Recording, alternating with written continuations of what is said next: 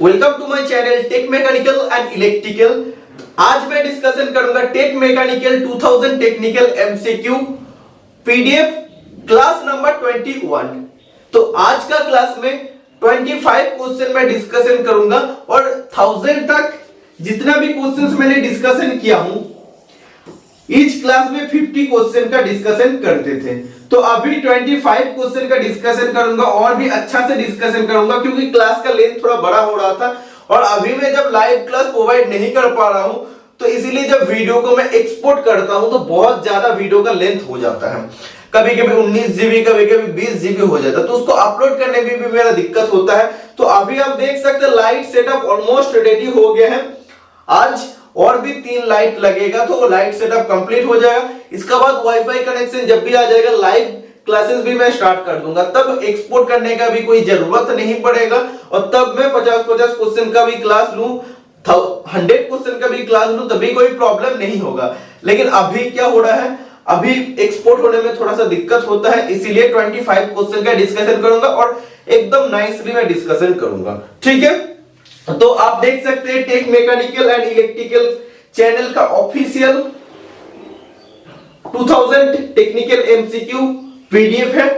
तो इससे पहले बहुत सारा स्टूडेंट इसका पीडीएफ को डाउनलोड कर चुका है। अगर आप लोग भी डाउनलोड करना चाहते हैं तो डिस्क्रिप्शन बॉक्स में लिंक दिया है, तो आप लोग जाके डाउनलोड कर सकते हैं। और ऐसे तो आपको पूरा 2000 टेक्निकल एमसीक्यू का सॉल्यूशन वीडियो मिलेगा। 1000 तक तो मैंने डिस्कशन कर दिया हूं, अभी 1001 नंबर से डिस्कशन करूंगा। ठीक है, सबसे पहला क्वेश्चन इसमें आपको पूछे जा रहा है, 1001 नंबर क्वेश्चन में आपको पूछा जा रहा है the appropriate tool used for spot facing operation is. Spot facing operation के लिए उपयोग किया जाने वाला उपयुक्त उपकरण का नाम क्या है। ठीक है, तो आपको पूछा जा रहा है जो स्पॉट फेसिंग ऑपरेशन होता है, स्पॉट फेसिंग ऑपरेशन में जो हम लोग एप्रोप्रिएट जो उपयुक्त टूल होता है वो कौन सा होता है। इसमें आपको 4 ऑप्शन दिया है। सबसे पहले रिमार्क दिया है, उसके बाद काउंटर सिंक दिया है। ठीक है, और भी ऑप्शन है, और 2 ऑप्शन आपको क्या दिया है, फ्लाई कटर और लेथ टूल। ठीक है, तो इन 4 में से राइट आंसर कौन सा हो जाएगा, तो इसका राइट आंसर हो जाएगा option number C, fly cutter. ठीक है, तो अभी आप लोगों को मैं दिखाऊंगा स्पॉट फेसिंग और काउंटर बोरिंग ऑपरेशन हम लोग कैसे करते हैं, उसका टूल क्या होता है, इन दोनों में से डिफरेंस क्या है, और भी क्लियरली मैं आप लोगों को बताऊंगा। इससे पहले जब 1000 एमसीक्यू का वीडियो मैंने प्रोवाइड किया तो उसमें भी counter sinking, counter boring, spot facing के बारे में बताया था। आज कुछ नया चीज दिखाऊंगा क्योंकि स्मार्ट बोर्ड है और भी कुछ दिखाने का है। ठीक है, इसके लिए मैं अलग से नोट्स भी बना के लाया हूं आप सभी के लिए। तो अभी आप देख सकते हैं, मैं इस पीडीएफ पर चले जाता हूं और इसको लोड होने दीजिए। ये पीडीएफ नहीं है, क्लास नंबर 21 का पीडीएफ। ठीक है, तो मैं दिखाता हूं, थोड़ा सा वेट कीजिए।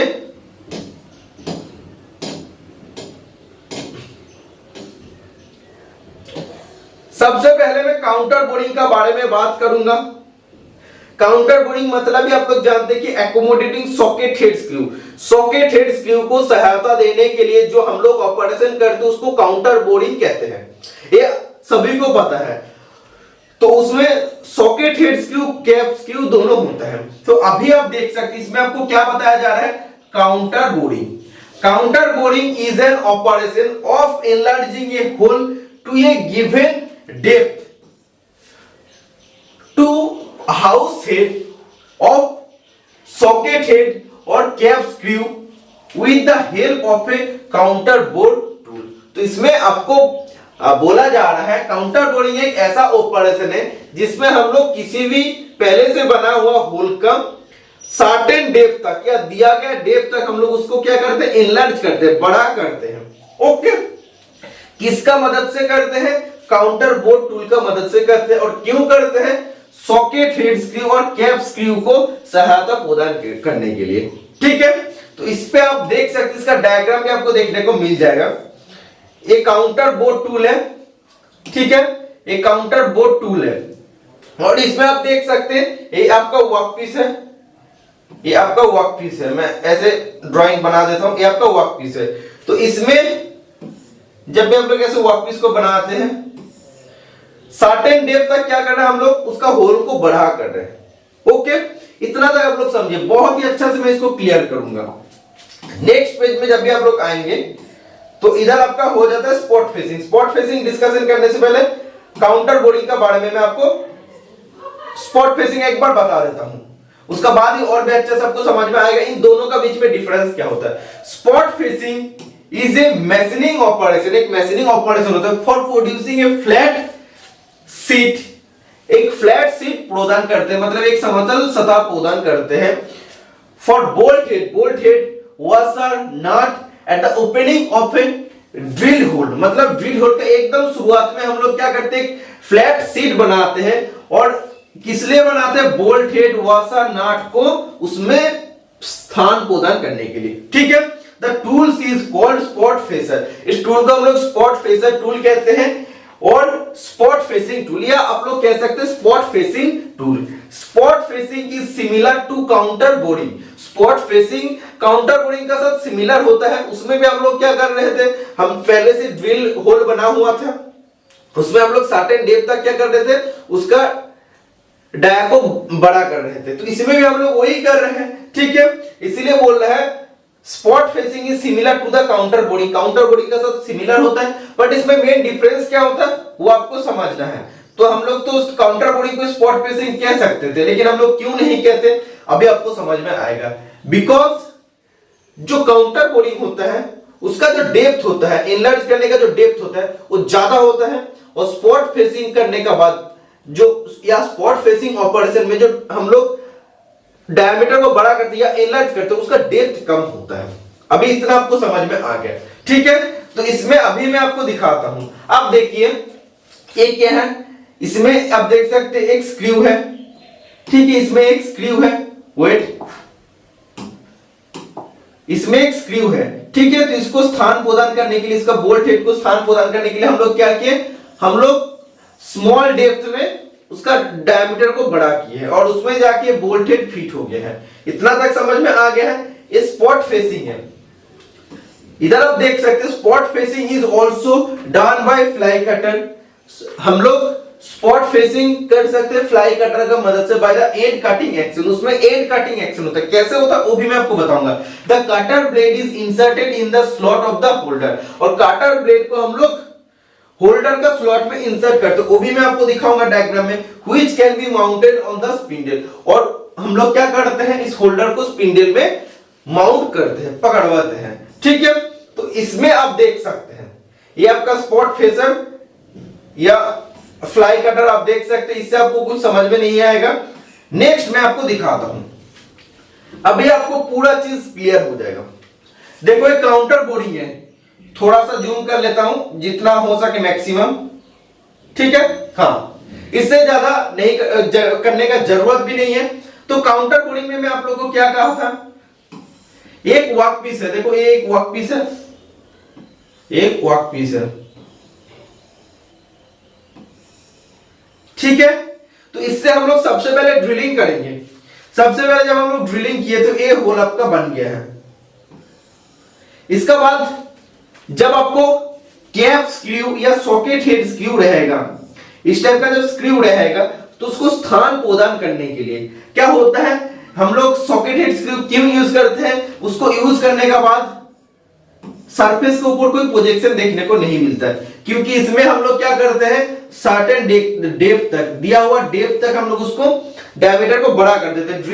ड्रिल डायमीटर तो इतना है, अब देखिए ये ड्रिल डायमीटर है। ठीक है, और इसके बाद हम लोग क्या कर रहे हैं, हम लोग जब भी काउंटर बोर्ड टूल यूज करेंगे तो इतना डेप्थ तक हम लोग उसका डायमीटर को एनलार्ज कर रहे हैं, बड़ा कर रहे हैं। ठीक है, और इसमें जाके क्या होगा, इसमें जाके सॉकेट हेड स्क्रू क्या होता है, बैठ जाता है। ठीक है, और सॉकेट हेड का जो प्रोजेक्शन होता है तो ये जनरली सरफेस के ऊपर रहता है, लेकिन इसमें नहीं होता है। इसमें ये जो आप लोग डायमीटर को एनलार्ज किए हैं उसमें वो आके बैठ जाता है, और इसीलिए सरफेस के ऊपर कोई भी प्रोजेक्शन इसका देखने को नहीं मिलता है। तो ये होता है काउंटर बोरिंग। इतना समझ में आ गया। अभी मैं आपको दिखाता हूं स्पॉट फेसिंग में क्या हो रहा है। स्पॉट फेसिंग में सेम है, एक वर्कपीस हम लोग सबसे पहले ड्रिल होल बना लिए हैं, उसका बाद इसका भी ड्रिल होल का जो शुरुआत है या स्टार्टिंग पॉइंट है, फेस में हम लोग क्या करेंगे, इसका डायमीटर को बड़ा करेंगे। लेकिन इसमें आप देख सकते हैं इसका जो डेप्थ था, काउंटर बोरिंग का जो डेप्थ था, ये अगर 20 मिलीमीटर होता है तो ये क्या हो जाएगा, ओनली 10 मिलीमीटर हो जाएगा। तो यही इन दोनों का बीच में डिफरेंस होता है। काउंटर बोरिंग ऑपरेशन में जो एनलार्ज करते हैं हम लोग डायमीटर को, उसका डेप्थ ज्यादा होता है, बट जो स्पॉट फेसिंग होता है उसमें जो हम लोग ड्रिल होल का डायमीटर बड़ा करते हैं उसका डेप्थ कम होता है। ठीक है, और इसको हम लोग क्यों करते हैं, इसको करने का पीछे कारण होता है किसी भी जो बोल्ट है या नाट हेड है या बोल्ट हेड है, तो उसको क्या होता है, कभी कभी ये वर्कपीस है, वर्कपीस का ये सरफेस टोटल समतल नहीं होता है, टोटली फ्लैट नहीं होता है। तो इसका ऊपर अगर आप लोग ऐसे, ये समतल नहीं है और इसके ऊपर अगर आप लोग ऐसे एक किसी भी बोल्ट हेड को बैठा देते हैं तो क्या होगा, ये प्रॉपर्ली बैठेगा नहीं है। इसीलिए हम लोग क्या करते हैं, उसमें थोड़ा सा जो शुरुआत है उसमें हम लोग थोड़ा सा क्या करते हैं, उसका डायमीटर को बड़ा कर देते हैं, और इसमें जाके क्या होता है, इसका बोल्ट का आधा पार्ट इसमें बैठ जाता है और बहुत अच्छा से बैठ जाता है, क्योंकि स्पॉट फिशिंग करने के बाद क्या होता है, वो टोटल ये वाला सरफेस टोटली फ्लैट बन जाता है। ओके, तो ये होता है स्पॉट फिशिंग। इतना समझ में आ गया। नेक्स्ट मैं आपको दिखाता हूं spot facing needed. Spot facing का कहां जरूरत है, तो सोचो ऐसा किसी भी एक वर्कपीस है, ठीक है, किसी भी एक वर्कपीस है, ड्रिल होल है, ड्रिल ऐसे हम लोग होल बना दिए, लेकिन इसका जो पोर्शन है, ये पोर्शन क्या थोड़ा सा ऊंचा है, तो इसमें अगर हम लोग जाके बोल्ट हेड को बैठा देते तो एक तो इधर राफ सरफेस बनेगा, राफ सरफेस ऐसे भी है, इधर राफ सरफेस है, और इसका ऊपर क्या हुआ, ये जो एक्चुअली इधर बैठना था इधर तो नहीं बैठ पाएगा क्योंकि इधर एक्स्ट्रा मेटल है। ठीक है, इसलिए हम लोग क्या करते हैं, फ्लाई कटर टूल से हम लोग इसको पूरा हटा देते हैं और इसमें थोड़ा सा मतलब स्मॉल डेप्थ तक, छोटा डेप्थ तक क्या करते हैं, कम डेप्थ तक हम लोग उसका डायमीटर को बड़ा कर देते हैं। तो डायमीटर जब भी बड़ा करेंगे तो क्या होगा, सोचो ऐसा हो गया, तो इसमें आके बोल्ट हेड इजीली बैठ पाएगा और प्रॉपर्ली बैठ पाता है। तो स्पॉट फेसिंग यहाँ पर जरूरत होता है। और ऐसे सोचो किसी भी वर्कपीस है, इधर अगर किसी भी बोल्ट को बैठाना है तो ये तो बोल्ट नहीं बैठेगा क्योंकि सर्कुलर टाइप का है, ठीक है, तो सही से नहीं बैठ पाएगा, इसलिए हम लोग क्या करेंगे, स्पॉट फेसिंग कर देंगे। स्पॉट फेसिंग करने के बाद क्या होगा, इस टाइप का हो जाएगा, तो इसमें आके बोल्ट हेड बैठ पाएगा। समझ में आ गया। इसलिए मैं बोलता हूं जब भी मैं इस सीरीज का कोई भी क्लास प्रोवाइड करूंगा, एक एक क्लास आप लोगों के लिए इंपॉर्टेंट होगा, एक एक क्वेश्चन का मैं 100% सॉल्यूशन आप लोगों को देने वाला हूं, कोई भी क्वेश्चन में आप लोगों का डाउट नहीं रहेगा, क्योंकि इससे पहले भी काउंटर बोरिंग स्पॉट फेसिंग का बारे में क्लास मैंने प्रोवाइड किया था, लेकिन उसमें मैं इतना डीपली नहीं बताया था। तो इसका बाद आप देख सकते हैं, इसका कुछ डायग्राम भी है, ये आपका फ्लाई कटर है, ठीक है। तो फ्लाई कटर में आप देख सकते हैं, एक होल्डर में क्या हुआ, एक इंसर्टेड ब्लेड फिट हुआ, एक ब्लेड आप देख सकते हैं फिट हुआ है। और ये क्या होता है, ये जो आपका टूल है, ये जो आपका स्पॉट फेसर टूल है, इस टाइप का हो रहा है, और इसमें क्या होता है, इसमें एक ब्लेड रहता है। तो ये क्या होता है, जब ये घूमता है क्या करता है, धीरे धीरे ये जो आपका ड्रिल होल है, ये वर्कपीस है और इसमें आपका ड्रिल होल है, तो इसमें क्या होता है, जब भी घूमता है तो ये डायमीटर को बड़ा कर देते हैं। ठीक है, इतना तक समझ में आ गया। नेक्स्ट क्वेश्चन, नेक्स्ट टॉपिक पर चलते हैं। नेक्स्ट आप देखिए, सेम वही आपको देखने को मिल रहा है, ये भी आपका फ्लाई कटर है, ठीक है। इसका थोड़ा सा मैं इसको जूम आउट कर लेता हूं तभी आपको समझ में आएगा। तो आप देख सकते हैं आपका फ्लाई कटर है। ओके, नेक्स्ट देखते हैं कुछ है कि नहीं। इधर आप देख सकते हैं स्पॉट फेसिंग कहां पे जरूरत होता है, इस जगह में मैं आपको समझाया था ना, जो डायग्राम मैंने खुद बनाया था और आप लोगों ने समझाया था। तो इसमें आप देखिए, ये जो आपका रेडियस पोर्शन इधर नहीं बैठेगा, इसीलिए आप देख सकते हैं इधर हम लोग क्या किए, स्पॉट फेसिंग कर लिए है। तो इधर क्या होगा, इधर बोल्ट हेड सही से बैठ पाएगा, ठीक है। और काउंटर बोरिंग में क्या होता है, हम लोग ज्यादा डेप्थ तक करते हैं और उसमें ज्यादा डेप्थ तक करने के बाद क्या होता है, उसमें जो सॉकेट हेड स्क्रू और कैप स्क्रू होता है इसमें बैठ जाता है। मतलब जो हेड जो स्क्रू का हेड होता है उसका पोजीशन ऊपर नहीं रहता है, बट स्पॉट फेसिंग में क्या होता है, बोल्ट हेड नट हेड सब ऊपर ही रहता है। ओके, तो इधर आप देख सकते हैं वही आपको बताया जा रहा है। तो इतना तक आपको समझ में आ गया। नेक्स्ट देखते हैं और कुछ है कि नहीं। छोड़ो, हाँ ये भी आप देख सकते हैं, जो स्पॉट फेसिंग का मैंने बात किया है, ठीक है। तो इसमें हम लोग क्या करते हैं, ऐसे ही बना लेते हैं, ये वर्कपीस है आपका, ठीक है। तीसरा आप देखिए आपका ड्रिल होल है, ड्रिल होल उसमें हम लोग थ्रेड भी बना लिया, आप देख सकते हैं थ्रेड है आपका, ठीक है। तो इसमें जब आप लोग थोड़ा सा इसका स्मॉल डेप्थ तक इसको क्या क्या बड़ा कर लिया है, तो इसमें आके बोल्ट हेड क्या होता है, बैठ जाता है, और इसका प्रोजेक्शन थोड़ा सा उठे रहता है, कोई दिक्कत नहीं। बोल्ट हेड का प्रोजेक्शन ऐसे ऊपर रहता है। तो ये आपका स्पॉट फेसिंग है, इतना तक आपको समझ में आ गया। नेक्स्ट और कुछ है कि नहीं देखते हैं। तो अभी और कुछ नहीं है। तो पहला नंबर क्वेश्चन का पूरा डाउट क्लियर हो गया। क्वेश्चन नंबर 1002 पर चलते हैं।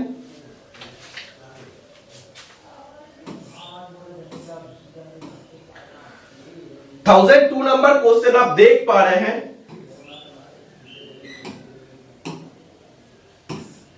G codes are also called as, तो CNC computer numerical control chapter का क्वेश्चन है। तो उसमें जी कोड या जी कमेंट के बारे में आपको क्वेश्चन पूछा जा रहा है। तो इसमें बोल रहा है इसको हम लोग और कौन सा नाम में जानते हैं।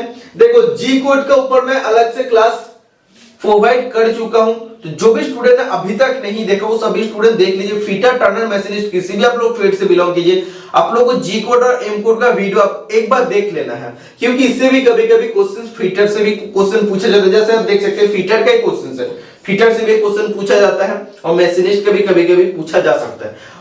और टर्नर का तो एक टॉपिक ही है, तो आपको देखना ही पड़ेगा। तो इसका लिंक मैं आज का वीडियो का डिस्क्रिप्शन बॉक्स में ऐड कर दूंगा। जी कोड के ऊपर मैं स्पेशल क्लास प्रोवाइड किया हूं, आप लोग देख लीजिए। और एक क्वेश्चन था इस क्लास में, इसीलिए क्लास को बड़ा करने का कोई मेरा उद्देश्य नहीं था, इसीलिए मैं अलग से जी कोड का क्लास प्रोवाइड कर दिया हूं। जी कोड का हम लोग और कौन सा नाम में जानते हैं। Option number A preparatory functional code, miscellaneous functional code, data functional code और नॉन ऑफ द अबव। तो इसका राइट आंसर हो जाएगा option number A preparatory functional code, ठीक है। अगर एम कोड के बारे में पूछता तब हो जाता इसका हम लोग और कौन सा नाम में जानते हैं, मिसलेनियस फंक्शनल कोड का नाम में जानते हैं, ठीक है। समझ में आ गया। Next question number 1003। For operation slots cams keyways, तो इस पे कमा होगा, keyways groups internal gear etcetera. तो इसमें बोल रहा है slot cam keyway group internal gear, ये सब ऑपरेशन हम लोग कौन सा मशीन पर कर सकते हैं। बहुत ही आसान क्वेश्चन है। इससे पहले भी मैं इस टॉपिक से क्लास प्रोवाइड किया था और इसका जो 1000 क्वेश्चन मैंने पहले डिस्कशन किया उसमें भी मैं आप लोगों को इसका बारे में बताया था। तो slot cam keyway group internal gear हम लोग बना सकते किस मशीन में, shaper machine, slaughter machine, milling machine या लेथ मशीन। तो आप लोग जानते हैं मिलिंग और लेथ तो नहीं होगा, ओके। स्लॉटर और सेपर में इसमें प्रॉब्लम आ रहा है, तो इसका राइट आंसर आ जाएगा स्लॉटर मशीन में, क्योंकि इधर सबसे पहले क्या बोला, स्लॉट बोला है, कीवे बोला है, कैम बोला है, ग्रुप्स बोला है। तो एक्चुअली ये सब किसका काम होता है, स्लॉटर मशीन का काम होता है, इसलिए option number B is the right answer हो जाएगा, ओके। और इसमें हम लोग इंटरनल गियर भी इसमें बना सकते हैं। तो इसका ऊपर भी थोड़ा सा आप लोगों को बताना है, तो अभी मैं आपको दिखाता हूं। जब भी किसी भी टॉपिक आता है, तो अगर नॉर्मल टॉपिक नहीं होता तो उसमें जितना हो सके मैं और भी कुछ बता देने का कोशिश करता हूं, ठीक है। तो थोड़ा सा वेट करो।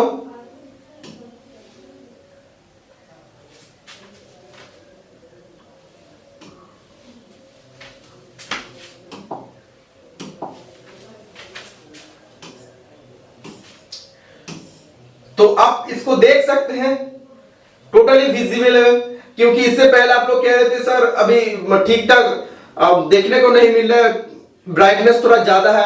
तो लाइट का दिक्कत और नहीं होगा, धीरे धीरे इसका प्रॉब्लम्स सॉल्व हो रहा है। आप लोग अगर मेरा पहला एनपीसीएल ककड़ापड़ा का जो ऑफिशियल क्वेश्चन पेपर का मैंने वीडियो बनाया था स्मार्ट बोर्ड में, वो देखेंगे और अभी का वीडियो देखेंगे और एक दो दिन बाद का वीडियो देखेंगे, आपको टोटली फर्क समझ में आ जाएगा। Slaughter is used for cutting groups, queues and slots of various shape for making regular and irregular surfaces both internal and external। तो स्लॉटर मशीन में हम लोग क्या क्या कर सकते हैं, हम लोग ग्रुप कर सकते हैं, क्यूए कर सकते हैं, कैम कर सकते हैं, स्लॉट ऑफ वेरियस शेप, अलग अलग शेप का हम लोग स्लॉट बना सकते हैं। और ये रेगुलर और इरेगुलर सरफेस में हम लोग रेगुलर और इरेगुलर इंटरनल एक्सटर्नल सरफेस में हम लोग ये सब कुछ बना सकते हैं। ठीक है, मतलब अगर किसी भी इंटरनल सरफेस में आपको स्लॉट बनाना है या किसी भी एक्सटर्नल सरफेस में आपको स्लॉट बनाना है, किसी भी इंटरनल सरफेस में आपको क्यूए बनाना है या किसी भी एक्सटर्नल सरफेस में आपको क्यूए बनाना है, तो स्लॉटर मैशिंग यूज होता है। Okay, next, for holding and machining large awkward workpiece, for cutting internal and external gear and many other operations which cannot be conventionally machined in any other machine tool। तो इस machine का उपयोग हम लोग कब करते हैं, जब जो जॉब शेपर मशीन में भी नहीं हो पाता है, शेपर मशीन में ज्यादा लेंथी जॉब नहीं हो पाता है, उसमें हम लोग ऑपरेशन नहीं कर सकते, तो उससे भी जब बड़ा जॉब आ जाएगा तब हम लोग किस में आ जाएंगे, स्लॉटर मशीन में आ जाएगा। और इसमें क्या होता है, लार्ज और एवोगार्ड शेप। एवोगार्ड वर्कपीस मतलब क्या होता है, अजीब किसी भी वर्कपीस का अगर शेप होता है, नॉर्मली जो रेगुलर होता है, रेगुलर स्क्वायर होता है, ऐसे स्क्वायर होगा या रेक्टेंगल होगा या आपका हेक्सागोनल होगा, जो भी है, लेकिन इसमें क्या होता है, ये सब रेगुलर नहीं होता, इरेगुलर भी नहीं होता, इरेगुलर से भी मतलब कुछ अलग है। तो अजीब शेप का अगर जब जॉब मिलेगा तो उसको भी हम, उसमें भी अगर आपको किसी भी स्लॉट के हुए की ग्रुप्स अगर आपको कटना है, गियर कटना है, तब किसका उपयोग करना होता है, स्लॉटर मशीन का उपयोग करना होता है। और इसमें आपको साफ साफ बोला है, इसमें इंटरनल एंड एक्सटर्नल गियर हम लोग कर सकते हैं, और मेनी अदर ऑपरेशन जो बाकी मशीन में नहीं होता है, वो सब ऑपरेशन हम लोग किसमें कर सकते हैं, वो हम लोग स्लॉटर मशीन में हम लोग कर सकते हैं, स्लॉटर मशीन में हम लोग कर सकते हैं। ठीक है, next, a slaughter is a very economical machine tool when used for certain classes of work, for example। तो एक सस्ता मशीन होता है, मशीन टूल होता है, जो हम लोग कुछ अलग अलग पर्पस के लिए यूज करते हैं। कहां पे यूज करते हैं, to cut slot, spline, keyway, both internal and external. तो बोथ मतलब अंदरूनी या बाहरी में अगर आपको spline, slot, keyways, cam, groove ये सब काटना है तो हम लोग स्लॉटर मशीन का यूज करते हैं। Next, for job such as machining internal and external gear, जब इंटरनल और एक्सटर्नल गियर काटना पड़ेगा तभी हम लोग स्लॉटर मशीन का यूज करते हैं। इसका मतलब for such works as machining concave, circular, semi circular, convex surface. तो अगर आपको कॉन्वेक्स, कॉनकेव या सेमी सर्कुलर इस टाइप का अगर आपको जॉब बनाना है तो ये सब, या सर्कुलर आपको जॉब बनाना है तो ये सब वर्कपीस हम लोग किसमें तैयार कर सकते हैं, स्लॉटर मशीन में हम लोग बना सकते हैं। For shaping internal and external form of profile, मतलब इसमें बोल रहा है इंटरनल और एक्सटर्नल फॉर्म्स ऑफ प्रोफाइल हम लोग बना सकते, किसी भी अंदरूनी और बाहरी कोई भी प्रोफाइल आपको बनाना है तभी बना सकते हैं। For internal machining of blind hole, blind hold में हम लोग इंटरनल मशीनिंग कर सकते हैं। For machining dies and punches, dies और पंच में मैशिंग कर सकते हैं। For machining shapes which are difficult to produce on shaper, जो पहले मैं आपको बताया हूं, जो शेप हम लोग शेपर मशीन पर बना नहीं सकते, वो वर्कपीस को हम लोग किसमें बना सकते हैं, हम लोग बना सकते हैं स्लॉटर मशीन में। ठीक है, तो इतना आपको बताना था इस मशीन का बारे में जो नॉर्मली आपको जानना था। नेक्स्ट क्वेश्चन पर चलते हैं। Next question number 1004 number question में आपको पूछा जा रहा है optical flat is used to check. तो इसमें आपको सही से अगर आपको क्वेश्चन को देख रहे हैं तो आपको समझ में आ जाएगा इसका नाम से क्या इसका काम है। ऑप्टिकल फ्लैट का उपयोग जांचने के लिए किया जाता है। किस चीज को जांचने के लिए किया जाता है, flatness, straightness, diameter of job या टाइप ऑफ जॉब। तो इसका राइट आंसर क्या हो जाएगा, इसका राइट आंसर हो जाएगा ऑप्शन नंबर ए।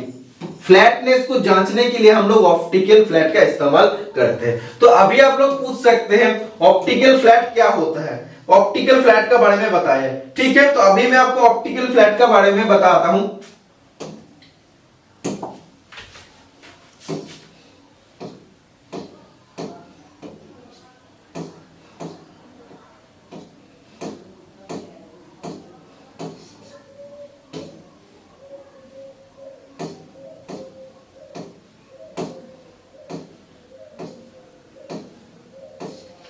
हाँ, तो अभी आप देख सकते हैं इसका डायग्राम, थोड़ा सा इसको जूम आउट कर लेता हूं।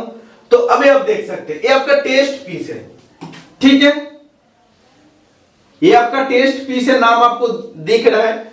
और ऑप्टिकल फ्लैट ऐसा है, ठीक है, तो वो क्या देख रहा है, वो देख रहा है ये टोटल फ्लैट में है या नहीं है।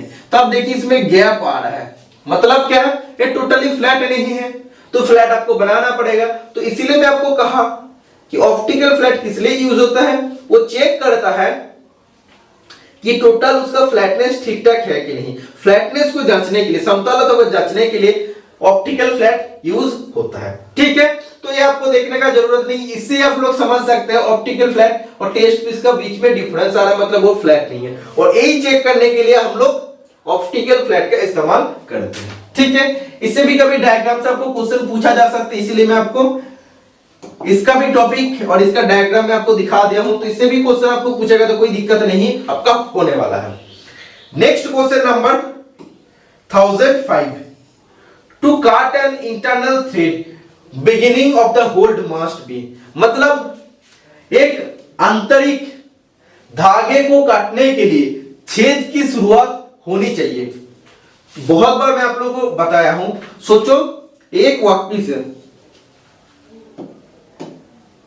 एक वर्कपीस है, ठीक है, ध्यान से देखना। इस वर्कपीस में सबसे पहले हम लोग ड्रिल कर लिए, ठीक है। ड्रिल करने के बाद हम लोग क्या करते हैं, आपको अगर थ्रेड काटना है तो सबसे पहले ड्रिल बनाना पड़ेगा, ठीक है। टैप ड्रिल साइज जो हम लोग कहते हैं, तो हम लोग टैप ड्रिल साइज TDS से हम लोग क्या किया, ड्रिल बना ली है, ड्रिल होल हो गया, ठीक है। इसके बाद हम लोग टैपिंग करेंगे, लेकिन टैपिंग को अलाइन करने के लिए, टैप को अलाइन करने के लिए, इस होल का साथ अलाइन करने के लिए हम लोग क्या करते हैं, उसका फ्रंट पोर्शन को हम लोग चैम्फर कर देते हैं। इसका फ्रंट पोर्शन को हम लोग क्या करते हैं, चैम्फर कर देते हैं। तब क्या होता है, ये जो टैप आपका रहता है, टैप का भी सामने वाला पोर्शन चैम्फर होता है, तो इसमें आके क्या होता है, सीधा आ जाता है और शुरुआत वाला पोर्शन इधर आ जाता है और इधर क्या होता है, होल का साथ अलाइन हो जाता है। इसके बाद आप लोग अगर टैप को ऐसे घुमाएंगे क्लॉकवाइज एंटी क्लॉकवाइज, तो क्या होगा, धागे काटते रहेगा, ठीक है। तो आपको वही बोला है, एक इंटरनल थ्रेड काटने के लिए, इंटरनल थ्रेड काटने के लिए टैप यूज होता है और होल का शुरुआत में क्या करना चाहिए, चैम्फर कर देना चाहिए। चैम्फर नहीं करेंगे तो क्या होगा, वो जो आपका टैप जाएगा वो टोटली अलाइन में नहीं जाएगा, वो क्या होगा, थोड़ा सा टेढ़ा हो सकता है। लेकिन इसमें आप लोग क्या करते हैं, इसमें आप लोग टोटली इसका रास्ता दिखा दे रहे हैं कि आपको इसमें जाना है, इसका अंदर ही जाना है। तो आप लोग क्या करेंगे, उसका थोड़ा सा घुस जाएंगे, उसके बाद आप लोग इजीली उसको ऐसे घुमा घुमा के एंटी क्लॉकवाइज क्लॉकवाइज घुमा के थ्रेड कर सकते हैं, ठीक है। इसीलिए आपको इधर बोला भी है, तो कौन सा राइट आंसर हो जाएगा, option number C right answer हो जाएगा, चैम्फर्ड प्रॉपर्टी, ठीक है। मतलब होल का शुरुआत में चैम्फर्ड प्रॉपर्टी होना चाहिए।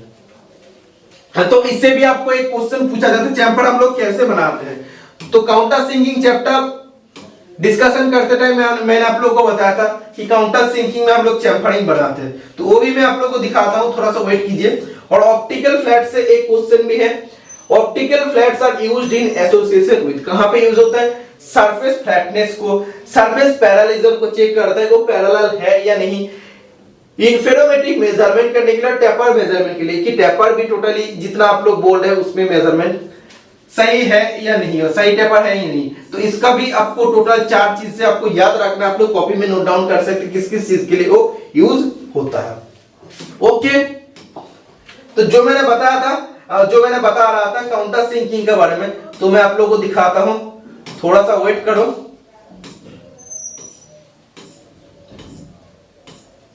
इन सब चीज के बारे में आज का क्लास में मैंने डिस्कशन करूंगा, तो थोड़ा सा वेट करना पड़ेगा, ठीक है। तो इसमें मैं आप लोगों को बताया था काउंटर सिंकिंग के बारे में, तो काउंटर सिंकिंग आप देख सकते हैं इस टाइप का है, ठीक है। तो इसमें जब आप लोग थ्रेड काट रहे हैं, थ्रेड काटने के लिए आपको क्या करना पड़ेगा, शुरुआत में आपको चैम्फरिंग कर देना पड़ेगा। तो चैम्फरिंग हम लोग किस में करते हैं, हम लोग काउंटर सिंकिंग टूल में करते हैं। तो इधर आप देख सकते हैं काउंटर सिंकिंग टूल का क्या काम होता है, to chamfer the end of the hole for thread cutting and machining process. तो जब होल का एंड मतलब क्या, ये आपका एंड पोर्शन मतलब शुरुआत का ही बात कर रहे हैं, जब आपको थ्रेड काटना पड़ेगा तो चैम्फर कर देना पड़ेगा। तो चैम्फर हम लोग किससे करते हैं, हम लोग करते हैं काउंटर सिंकिंग टूल से।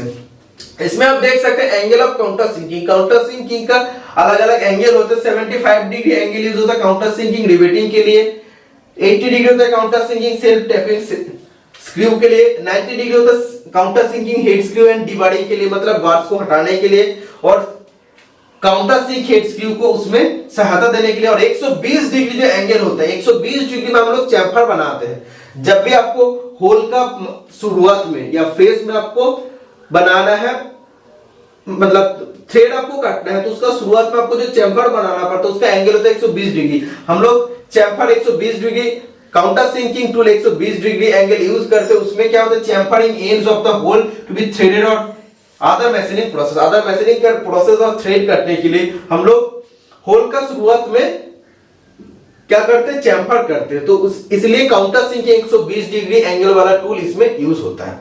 समझ में आ गया? जितना डिटेल्स में डिस्कशन करना होगा मैं डिस्कशन करूंगा। Next question number 1006, a hole is a drill in a lathe. Lathe का स्पेलिंग इसमें गलत है, LATHE। By using a 10 mm straight sang drill, थोड़ा सा देखने को नहीं मिल रहा है, drilled held in a drill chuck after a short distance of the travel it rotates along the work, which of the following statement is the cause for this defect। तो इसमें क्या बोल रहा है, थोड़ा सा मैं इसको जूम आउट कर लेता हूं तभी आपको समझ में आएगा इसमें क्या आपको एक्चुअली बताया जा रहा है। ठीक है, तो अभी आप देख सकते हैं, शायद ज्यादा ही छोटा हो गया, फिर भी ठीक है। तो इसमें आपको बोल रहा है a hole is a drill in a lathe by using a dia 10 mm straight sang drill in a drill chuck after a short distance of the travel it rotates along the work, which of the following statement is the cause for this defect। इसमें आपको बोल रहे हैं एक drill chuck में रखे 10 millimetre straight सैंग drill का उपयोग करके एक छेद को एक लेथ में ड्रिल किया जाता है। थोड़ी दूर की यात्रा करने का बाद एक काम के साथ साथ घूमता है। निम्नलिखित में से कौन सा कथन इस दोष का कारण है। तो इसमें आपको क्या बोल रहा है, बहुत ही इजी क्वेश्चन है। इसमें आपको बोल रहा है एक आपका वर्कपीस है, तो इसमें आपको होल बनाना है। ठीक है, तो आप लोग ड्रिल कर रहे हैं। ठीक है, तो ऐसे आप लोग ड्रिल यूज कर रहे हैं, ऐसे ड्रिल यूज कर रहे हैं। ठीक है, ऐसे ड्रिल आपका है, तो इसमें होल बना रहा है, तो और ये आपका स्ट्रेट सैंग ड्रिल है। ठीक है, तो इसमें क्या हुआ, कुछ देर बाद ये जो आपका होल बन रहा है, तो होल तो बन रहा है, उसके बाद क्या होता है, एक्चुअली ड्रिल तो घूमना चाहिए। वर्कपीस हम लोग क्या करते हैं, ड्रिल मशीन का जो ड्रिल मशीन में जो हम लोग वाइस रखते हैं, जो आपका मशीन वाइस होता है, मशीन वाइस में वर्कपीस को हम लोग होल्ड करते हैं। तो एक्चुअली वर्कपीस घूमना नहीं चाहिए। ठीक है, क्योंकि हम लोग वर्कपीस को पकड़ के रखते हैं, तो इसमें ड्रिल घूमता है और होल बनाता है। लेकिन कुछ देर बाद, इतना सोचो, इतना तक ट्रैवल कर लिया, यात्रा कर लिया है, उसके बाद क्या होता है, ड्रिल का साथ साथ वर्कपीस भी घूमना स्टार्ट होता है। मतलब ये वर्कपीस भी घूमता है। एक्चुअली वर्कपीस तो नहीं घूमना चाहिए, क्योंकि वर्कपीस को हम लोग मशीन वाइज से पकड़ के रखते हैं और उसके बाद हम लोग ड्रिलिंग करते हैं। ठीक है, तो इसमें ड्रिल का साथ साथ वर्कपीस भी घूमने लगता है। क्यों लगता है, इसका कारण दिया है, आप देख सकते हैं। इसका कारण जो आपको दिया है, सेंटर नॉट अलाइन, मतलब सेंटर टोटली अलाइन नहीं है, इसीलिए। Option number B, feeding by tail stock hand wheel is too slow, मतलब टेल स्टॉक हैंड व्हील का अगर हम लोग बहुत ही स्लो, बहुत ही धीमे गति में घुमाएंगे तब हो सकता है ड्रिल का साथ वर्कपीस भी घूम सकता है। चिप सेटिंग क्लोज, मतलब चिप उसका साथ क्या होता है, क्लोज हो जाता है, इसीलिए। Spotting at the centre is not done, मतलब सेंटर का स्पॉटिंग हम लोग सही से नहीं करते, इसीलिए। तो देखो इसका राइट आंसर हो जाएगा ऑप्शन नंबर सी। तो क्यों होता है मैं आपको दिखा देता हूं। चिप सेटिंग क्लोज, चिप का साथ जब ड्रिल क्लोज हो जाता है, एक्चुअली जो आपका वर्कपीस है, ये आपका वर्कपीस है, और इसमें जब आप लोग ड्रिल कर रहे हैं, ठीक है, ये आपका ड्रिल है, ड्रिल हो रहा है, तो इसमें जब ड्रिल हो रहा है और इधर भी आप लोग क्या किए, ड्रिल चक में स्ट्रेट सैंग ड्रिल, मतलब ड्रिल चक में आप लोग उसको पकड़ के रखे हैं, तो ड्रिल तो घूम रहा है, ठीक है, लेकिन इसमें जो चिप्स होता है, ट्विस्ट ड्रिल में क्या होता है, चिप्स उसका फ्लूट से निकाल जाता है। फ्लूट का काम ही होता है चिप्स को निकालना। लेकिन ज्यादा चिप्स अगर प्रोड्यूस हो रहा है, तो क्या होगा, इसमें ज्यादा चिप्स प्रोड्यूस होने का सही से उसका फ्लूट एंगल अगर सही नहीं होता, फ्लूइड एंगल अगर सही नहीं होता चिप सही से निकाल नहीं पाएगा और चिप क्या होगा फ्लूइड के बीच में फंस जाएगा। ठीक है, और ऐसे क्या होता है इन दोनों का बीच में कटिंग टूल और वर्कपीस का बीच में फ्रिक्शन होता है, कटता है और फ्रिक्शन गर्म होता है और धीरे धीरे जब गर्म होता है ना तो क्या होता है ये आपका चिप्स जा भी नहीं पाता, तो वर्कपीस ये जो वर्कपीस और फ्लूइड का जो बीच है उसमें चिप फंस जाता है, ज्यादा पीस चिप्स निकाल नहीं पाता, फंस जाता है और गर्म रहता है इसलिए क्या होता है वेल्ड हो जाता है, मतलब चिपक जाता है। तो जब आप लोग जानते हैं गर्म चिप क्या होता है उसमें चिपक जाता है वर्कपीस का साथ, वर्कपीस का और टूल का साथ चिपक जाता है। जैसे मैं आपको क्रेटर वायर के बारे में बताया था, क्रेटर वायर में भी मैं आपको बताया था उसमें वेल्ड हो जाता है, सॉरी बिल्ट अप एज के बारे में मैं आपको बताया था, बिल्ट अप एज में क्या था उसमें वेल्ड हो जाता है। और इसमें भी आप देख सकते हैं इसमें चिप्स क्या होता है एक फ्लूइड का बीच के साथ वर्कपीस का तो चिपक जाता है और ज्यादा चिप्स फंसने का कारण क्या होता है वो कटिंग टूल मतलब ड्रिल और वर्कपीस दोनों एक साथ हो जाता है और एक साथ होने का कारण जब भी ड्रिल घूमेगा तो वर्कपीस भी घूमेगा। समझ में आ गया कि नहीं?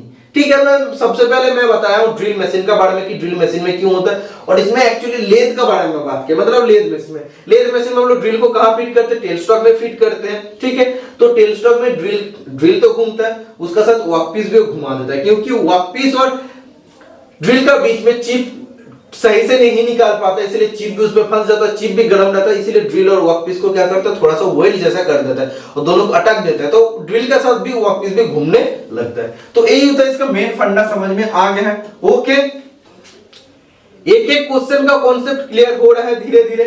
नेक्स्ट क्वेश्चन पर चलते हैं। Next question number 1007, the operation of cutting a cylindrical hole in a sheet metal by punch and die is called. Punch और डाई से जब भी हम लोग एक शीट मेटल पर सिलिंड्रिकल होल बनाते हैं तो इस ऑपरेशन को क्या कहते हैं? पिछला क्लास में मैंने आप लोगों को बताया था जब मैं ब्लैंकिंग, पियर्सिंग और पंचिंग का बारे में बात कर रहा था तो उसमें हम लोग बताया था पंच और डाई का मदद से हम लोग क्या करते हैं, हम लोग शीट मेटल पर होल बनाते हैं। ठीक है, और इसमें जो पियर्सिंग का बारे में बताया था, पियर्सिंग का बारे में बताया था कि बहुत ही कम चिप्स उसमें से निकालता है और निकालता भी है, मतलब कभी कभी नहीं निकालता। उसका एग्जाम्पल भी मैंने बताया था, आप लोग पिछला क्लास देख लीजिए। और पियर्सिंग में क्या हो रहा था, ये आपका ड्रिल है, ये आपका शीट मेटल है, ये आपका डाई है, ये आपका शीट मेटल है। ठीक है, इसमें पंच आया और इसमें होल बनाया। ठीक है, और इसमें जो स्क्रैप निकालता है, ये जो आपका छोटा सा पार्ट निकल जाता है ये आपका होता है स्क्रैप और जो बड़ा वाला पार्ट बाकी रह जाता है वो होता है उसका प्रोडक्ट हो जाता है हम लोग का। ठीक है, तो इसमें हम लोग पंच और डाई से जब शीट मेटल पे सिलिंड्रिकल होल बनाते हैं तो उस ऑपरेशन को हम लोग पियर्सिंग कहते हैं। ठीक है, पियर्सिंग से भी पिछला क्लास में मैंने आप लोगों को बताया था और एक बार इसका थोड़ा सा डिटेल्स आपको मैं दिखा देता हूं, आप लोग इसको देख सकते हैं। थोड़ा सा वेट कीजिए, हाँ इधर पियर्सिंग है। What is piercing? पियर्सिंग क्या होता है? Piercing is a shearing process, एक शियरिंग प्रोसेस होता है where a punch and die are used to create a hole in sheet metal और a plate, जो मैं अभी आप लोगों को बताया हूं। तो आप लोग भी बोल सकते हैं ब्लैंकिंग भी हो सकता है और पंचिंग भी हो सकता है, लेकिन जब ऐसे आपको जो मैं आपको डेफिनेशन बताया हूं क्वेश्चन में सेम टू सेम आपको जब पूछा जाएगा तो राइट आंसर आपका पियर्सिंग होगा। पियर्सिंग एक शियरिंग प्रोसेस होता है। शियर मतलब क्या होता है, हम लोग जब अलग करते उसको। ठीक है, तो हम लोग एक शीट मेटल था, शीट मेटल से हम लोग एक पार्ट को अलग करके निकाल देते हैं। ठीक है, तो शियर करते हैं। शियर मतलब जनरली होता है काटना। ठीक है, where a punch and die are used to create hole in sheet metal and plate, plate और शीट मेटल में हम लोग होल को क्रिएट करने के लिए, बनाने के लिए हम लोग पियर्सिंग करते हैं। The process and the machinery are usually the same as that of blanking, मतलब ये भी ब्लैंकिंग का जैसा सेम होता है बट इसमें डिफरेंस क्या होता है? इसमें डिफरेंस होता है ब्लैंकिंग में जो छोटा वाला पार्ट निकालता है वो उसका होता है प्रोडक्ट और बाकी जो पार्ट रह जाता है, रिमेनिंग पार्ट जो होता है वो पार्ट होता है उसका स्क्रैप। लेकिन पियर्सिंग में इसका ऑपोजिट होता है। पियर्सिंग में क्यों, क्या ऑपोजिट होता है? पियर्सिंग में जो छोटा वाला पार्ट निकालता है स्क्रैप हो जाता है, बाकी वाला पार्ट जो बड़ा वाला जो पार्ट रह जाता है तो वो होता है आपका प्रोडक्ट। ठीक है, तो आपको वही क्वेश्चन में आपको वही बोला था कि शीट मेटल पे जब आपको होल बनाना है, क्वेश्चन आप पूछिए, समझिए कि शीट मेटल पर आप लोग होल बना रहे हैं, मतलब एक्चुअली क्या है, आपका काम क्या है, शीट मेटल पर आपको होल बनाना है। ये आपका होल बनाना है तो आप लोग होल बनाते हैं, मतलब ये आपको प्रोडक्ट किसमें हो रहा है? प्रोडक्ट आपको पियर्सिंग ऑपरेशन में हो रहा है। समझ में आ रहा है कि नहीं? ऐसे तो नहीं कि आपका जो स्मॉल वाला पार्ट है उसका बारे में पूछ रहे, इसमें आपको साफ साफ कुछ आप देखिए कि एक शीट मेटल या प्लेट पर हम लोग होल बना रहे हैं, तो किस पे हम लोग होल बनाते हैं और किस ऑपरेशन में प्रोडक्ट बनता है, पियर्सिंग ऑपरेशन में प्रोडक्ट बनता है, तो पियर्सिंग ऑपरेशन इसीलिए राइट हो जाए क्योंकि ये शीट मेटल है, इस पे हम लोग होल बना दिए और ये आपका प्रोडक्ट किसमें होता है, पियर्सिंग ऑपरेशन में होता है। इसका भी कॉन्सेप्ट क्लियर हो गया है। ओके,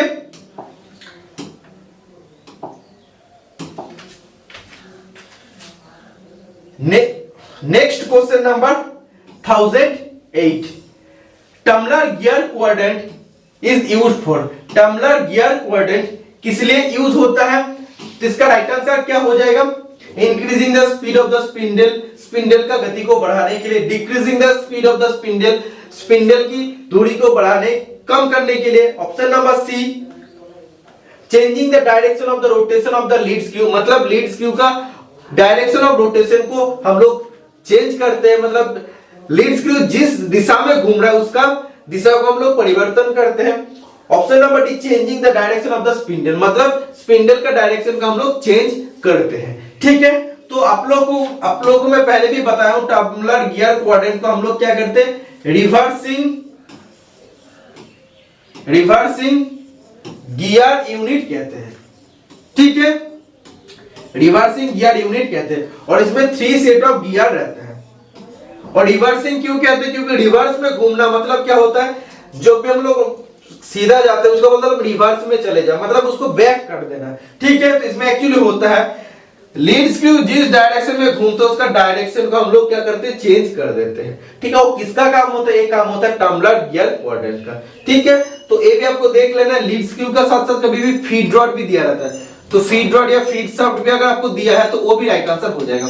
तो एक्चुअली टम्बलर गियर क्वाड्रेंट का काम होता है लीड स्क्रू और फीड रॉड का डायरेक्शन ऑफ रोटेशन को चेंज करना। Okay, next question number 1009, among the following which is the largest unit of angle measurement,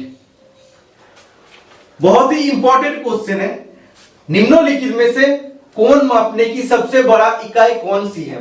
तो एंगल मेजरमेंट करने के लिए सबसे बड़ा यूनिट कौन सा होता है, और एग्जाम में कभी कभी ये भी आपको पूछा जाता है सबसे स्मॉलेस्ट यूनिट कौन सा होता है, स्मॉलेस्ट भी पूछा जाता है। तो दोनों मैं आप लोगों को बताऊंगा और एक का साथ एक रिलेशन भी मैं आपको बताऊंगा। सबसे बड़ा होता है रेडियन। ठीक है, तो ये फॉर्मूला आपको जानना चाहिए, pi radian is equal to होता है 180 डिग्री। ठीक है, pi radian is equal to होता है 180 डिग्री। वेट, हाँ, और इधर आपका हो जाएगा 1 रेडियन इज इक्वल टू क्या हो जाएगा, 180 अपन पाई हो जाएगा। ठीक है, पाई का वैल्यू आप लोग पुट कर दीजिए, उसके बाद इसका राइट आंसर 57 का आसपास आ जाता है।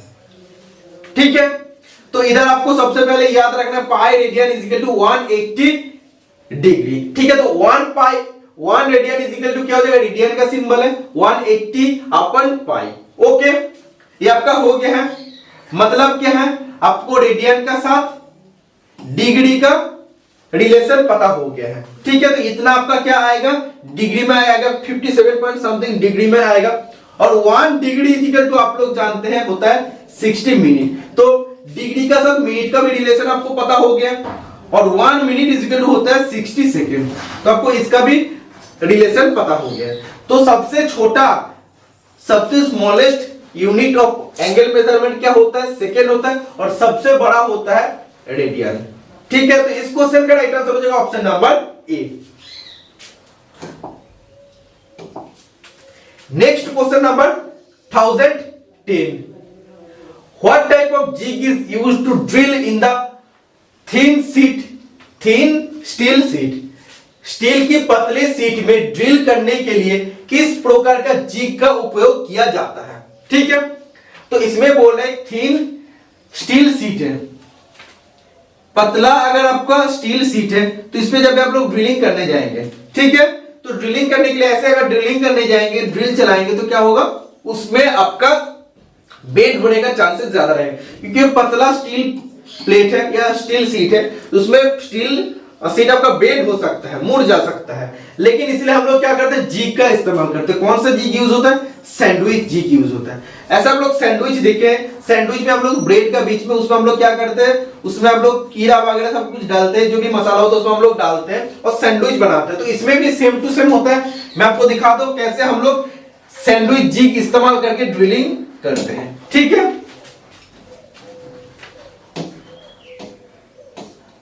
सॉरी, ये पीडीएफ नहीं है।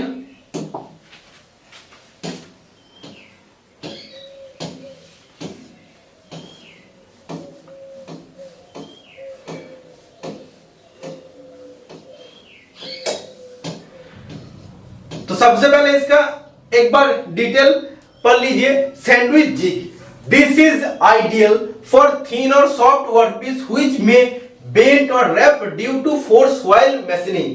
तो इसमें बोल रहा है मैशिंग करते टाइम ये बेंड होने का, मुड़ने का और रैप होने का, खराब होने का चांसेस रहता है, इसीलिए इस जिग इस्तेमाल होता है जो भी सॉफ्ट और पतले वर्कपीस होता है उस जगह में। तो जो भी पतला और नरम वर्कपीस होता है तो उसको मैशिंग करते टाइम वो बेंड होने का चांस रहता है, इसीलिए उससे बचाने के लिए हम लोग सैंडविच जिग का उपयोग करते हैं, ठीक है।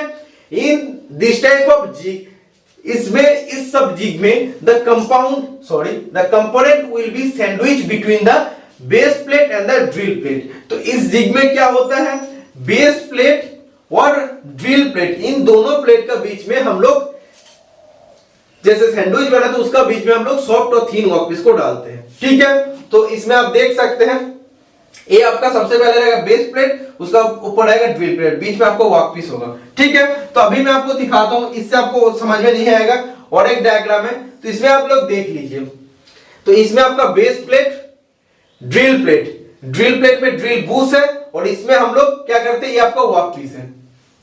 वेट कीजिए थोड़ा सा, इसका बीच में क्या रहेगा, इसका बीच में इसका नीचे वर्कपीस रहेगा, ठीक है। ये आपका ड्रिल प्लेट में ड्रिल बूस है, ठीक है। ड्रिल बूस क्या करता है, ड्रिल करने के लिए ड्रिल को वो आपको अलाइन करता है और ड्रिल करने के लिए सहायता करता है, ठीक है। और यह ड्रिल को गाइड करता है। मेन एक्चुअली इसका जो प्रॉपर वर्ड होता है, ड्रिल को गाइड करने के लिए ड्रिल बूस यूज होता है, ठीक है, जो हार्डेंड होता है। तो ये भी क्वेश्चन आपको समझ में आ गया। Next question number 1011, jobs usually required to be held in vertical position are clamp to. तो इसमें आपको बोल रहा है आमतौर पर लंबवत स्थिति में रखने के लिए आवश्यक जॉब, मतलब एक्चुअली आपको बोल रहा है, इसमें ट्रांसलेशन ठीक से नहीं हुआ है। तो आपको ये बोल रहा है किसी भी जॉब को जब आपको ऐसे वर्टिकल पोजीशन में रखना पड़ेगा, 90 डिग्री में आपको होल्ड करना पड़ेगा, ठीक है। तब आपको कौन सा डिवाइस का इस्तेमाल करना पड़ेगा, surface plate, angle plate, V block या इंजीनियर स्क्वायर, ठीक है। तो इसका राइट आंसर क्या हो जाएगा, तो किसी भी अगर आप लोग ऑपरेशन करते हैं तो उसमें आपको अगर जॉब को अगर वर्टिकली होल्ड करना होगा तो तब आप लोग यूज करते हैं angle plate. Angle plate solid angle plate होता है, स्लॉटेड टाइप एंगल प्लेट होता है, swivel box type angle plate होता है। तो ऐसे स्लॉटेड टाइप अगर एंगल प्लेट होता है इसमें भी होल्ड रहेगा, तो उसमें हम लोग क्या करें, वर्कपीस का था स्लॉटेड टाइप जो एंगल प्लेट होता है उसको हम लोग अटैच कर देंगे नट बोल्ट से, और ये क्या होगा, वर्टिकल अवस्था में रहेगा, इस पे हम लोग ऑपरेशन कर सकते हैं। इसलिए इसका राइट आंसर हो जाएगा angle plate. Okay, next question number 1012, A 1:50 taper is to cut on a 250 mm long rod. Find offset. तो टेल स्टॉक ऑफसेट मेथड से आपको टेपर टर्निंग करना पड़ेगा। इसमें टेपर रेशियो आपको दिया है और लंबा रॉड जो है इसका लेंथ दे दिया है 250 मिलीमीटर। तो ऑफसेट आपको निकालना पड़ेगा कितना मिलीमीटर का हम लोग ऑफसेट इसमें दे रहा है, ठीक है। तो आप लोग जानते हैं tell stock set over method से जब भी हम लोग टेपर टर्निंग करते हैं तो उसका फॉर्मूला क्या होता है, ऑफसेट इज इक्वल टू कितना होता है ये आपको जानना है, ठीक है। तो ऑफसेट इज इक्वल टू होता है कैपिटल डी, मतलब होता है बड़ा diameter minus small diameter into 2 into length of taper small L into length of the job, मतलब total length of the job. तो कैपिटल एल मतलब होता है total length of the job जो 250 मिलीमीटर इसमें दे दिया है, ओके। तो इसमें आपको capital D, small L small L मतलब होता है टेपर लेंथ, तो ये आपको कुछ भी मेंशन नहीं किया है, तो आपको कैसे निकालना पड़ेगा? इससे पहले क्लास में मैंने आप लोगों को बताया था टेपर रेशियो का फॉर्मूला क्या होता है। टेपर रेशियो को हम लोग कॉनिसिटी कहते हैं, जिसको हम लोग कैसे डिनोट करते हैं, तो टेपर रेशियो का फॉर्मूला होता है capital D minus small D upon small L, मतलब big diameter minus small diameter upon length of taper. ठीक है, ये होता है टेपर रेशियो, और इसका वैल्यू क्या दे दिया? 1:50 दे दिया है, तो 1:50 आप लोग लिख सकते हैं। तो इधर आप देखिए capital D minus small D upon L is equal to 1/50 आप लोग लिख सकते हैं। तो इसमें से आप लोग इसको आप फाइंड आउट कर सकते हैं, सॉरी 2 को छोड़ दीजिएगा, तो आप लोग इसको फाइंड आउट कर सकते हैं। ठीक है, इधर क्या हो जाएगा 1/50 और इधर 2 था तो 2 मल्टीपल हो जाएगा into length of the job. Total कितना है 250 मिलीमीटर जो आपको दे दिया है इधर। ओके, तो इधर आपको कितना हो जाएगा? आपका हो जाएगा 5 और 2 से अगर इसको काटेंगे तो 2.5, तो कितना ऑफसेट करना पड़ेगा? 2.5 मिलीमीटर का आपको ऑफसेट करना पड़ेगा। समझ में आ गया है कि नहीं आप लोग ये बताएं। ठीक है, इसमें आपको टेपर रेशियो दे दिया। टेपर रेशियो को हम लोग कॉनिसिटी कहते हैं। कॉनिसिटी का फॉर्मूला होता है capital D minus small D upon length of taper, जिसका वैल्यू है 1/50। इसमें आप देख सकते हैं capital D minus small D upon L, इसका वैल्यू हो जाएगा 1/50 और नीचे 2 था, ये 2 आपका हो गया है, और एक कैपिटल एल का वैल्यू है। इसको काटने के बाद 2.5 मिलीमीटर आ रहा है जो आपको ऑफसेट करना पड़ेगा टेल स्टॉक में। ठीक है, टेल स्टॉक में हम लोग कैसे ऑफसेट करते हैं वो भी मैं आपको आज का क्लास में बताऊंगा, बहुत ही अच्छा से आप लोगों को ये चीज मैं बताऊंगा। ठीक है, जब tell stock set over method से हम लोग टेपर टर्निंग करते हैं उसमें क्या होता है वो भी मैं आज आपको बताऊंगा, क्योंकि और एक क्वेश्चन इस टॉपिक से है। ओके, तो ये क्वेश्चन आपको समझ में आ गया। इस क्वेश्चन का राइट आंसर हो जाएगा option number D. Okay, next question number 1013 millimetre scale in a micrometer is marked on. Micrometer में मिलीमीटर स्केल पर अंकित होता है, तो माइक्रोमीटर में मिलीमीटर स्केल कहां पर अंकित होता है? तो अभी इसका डायग्राम देखना है तभी आपको समझ में आ जाएगा। तो मैं आपको डायग्राम पर लेके चलता हूं। तो माइक्रोमीटर का एक मैं डायग्राम आप लोगों के लिए लाया हूं, तो मैं आपको दिखाता हूं। डायग्राम देखने से आपको पूरा चीज क्लियर हो जाएगा। ओके,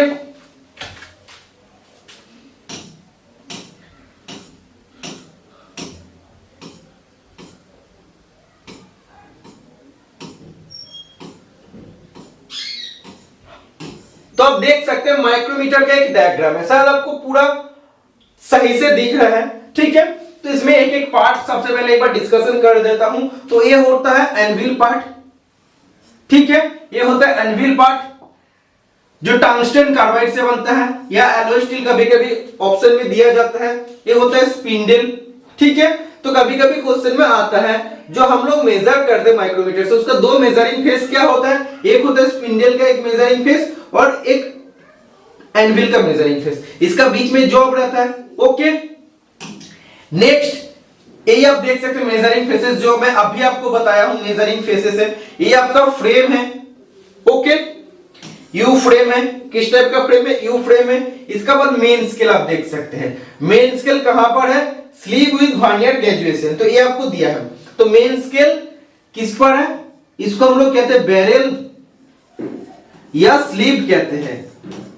ठीक है, दोनों नाम से इसको हम लोग बुलाते हैं। तो इस पर जो कैलकुलेशन आप देख सकते हैं, इसका रेंज कितना होता है? आउटसाइड माइक्रोमीटर का रेंज होता है 0 to 25, 25 to 50, 50 to 75, 75 to 100।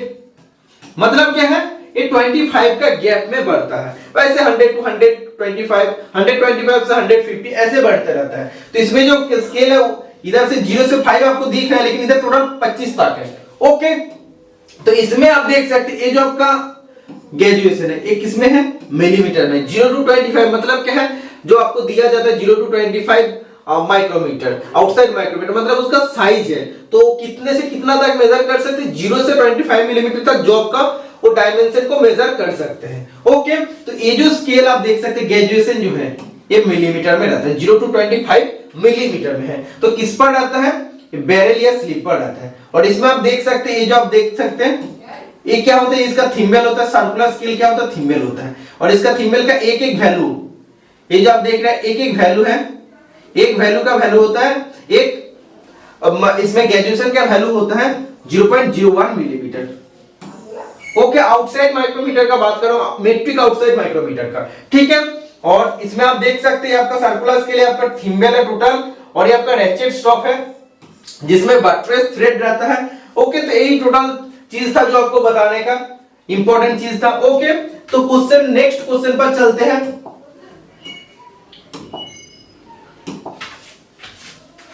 तो इसमें आपको वही पूछा गया है, मिलीमीटर स्केल माइक्रोमीटर पर कहां पे अंकित होता है? तो बैरल, थिम्बल, स्पिंडल, रेचेट। तो इसका राइट आंसर हो जाएगा बैरल, या स्लीप रहता तब भी राइट आंसर हो जाता। Okay, next question 114, a bore of 14.67 millimeter in a workshop can be measured by। Workpiece में 14.67 मिलीमीटर के बोर को डैश द्वारा मापा जा सकता है। तो इसमें आप लोगों को एक बोलना है, किसी एक वर्कपीस है, किसी एक वर्कपीस है, उसमें एक बोर है, ठीक है। तो इस बोर को, इसका वैल्यू कितना दे दिया 14.67, इसको चेक करने के लिए, मतलब ये इंटरनल डायमीटर, इसको चेक करने के लिए हम लोग क्या यूज करते हैं? Steel rule, vernier caliper, micrometer, all of the above. Steel rule तो हम लोग यूज नहीं करते हैं, माइक्रोमीटर हम लोग तब भी कर सकते हैं, बट इसका जो लिस्ट काउंट दिया है आप देख सकते हैं 0.01 का लिस्ट काउंट इसमें आपको देखने को मिल रहा है। लेकिन माइक्रोमीटर, वर्नियर कैलिपर का कभी लिस्ट काउंट वो नहीं होता, वर्नियर कैलिपर का लिस्ट काउंट 0.02 मिलीमीटर होता है। ओके, 0.1 होता है, 0.25 होता है, ये सब कुछ होता है, लेकिन ये नहीं होता है। और ये जो लिस्ट काउंट है किसका हो जाएगा? माइक्रोमीटर का लिस्ट काउंट हो जाएगा, क्योंकि माइक्रोमीटर का आप लोग जानते हैं लिस्ट काउंट 0.01 मिलीमीटर होता है, अभी मैं आपको बताया हूं।